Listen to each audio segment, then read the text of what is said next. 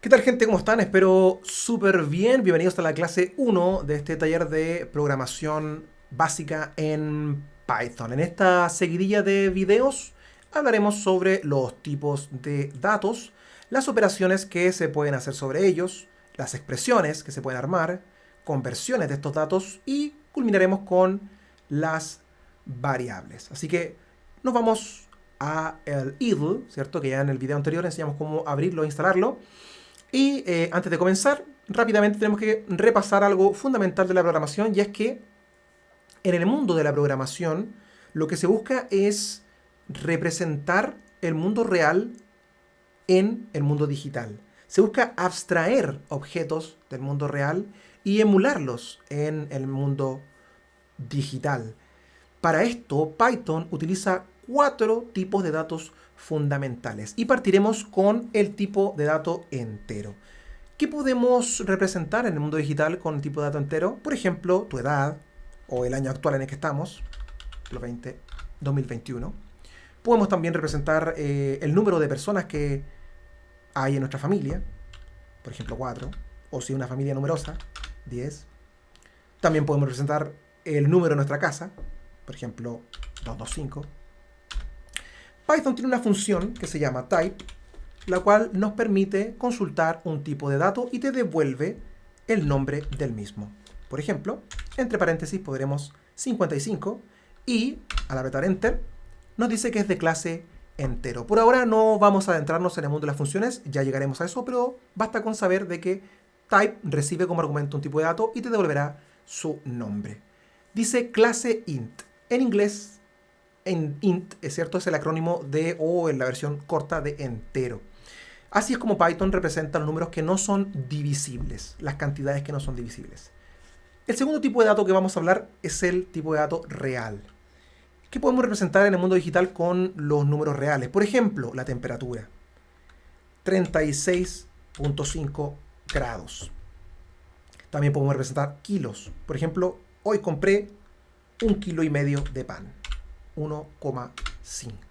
También podemos representar en Chile, por ejemplo, las notas que corren del 1 al 7.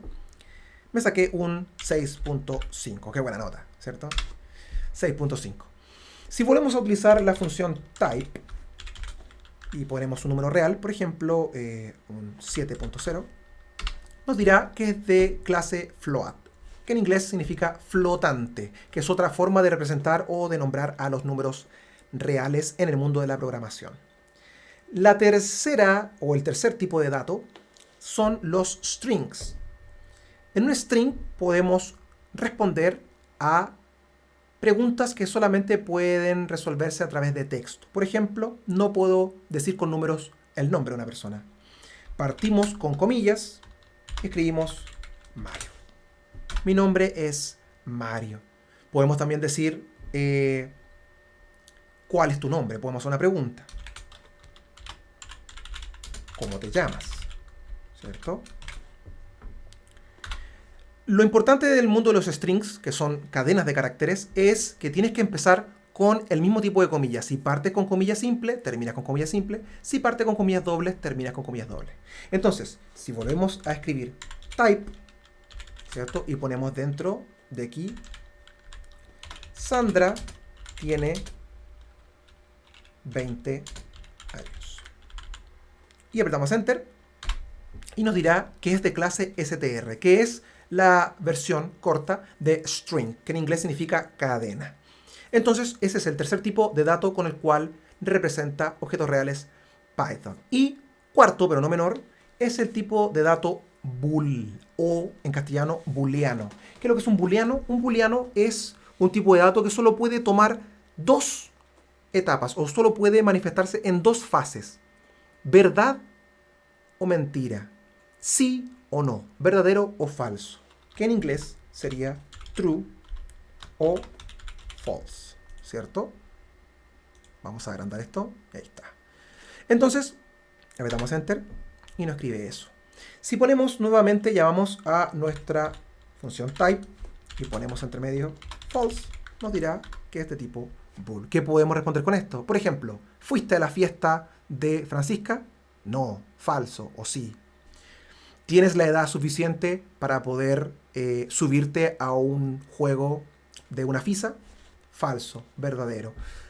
Toda esa clase de decisiones se pueden representar a través de los tipos booleanos en Python. A continuación, en el siguiente video, veremos las operaciones que se pueden hacer sobre estos tipos de datos.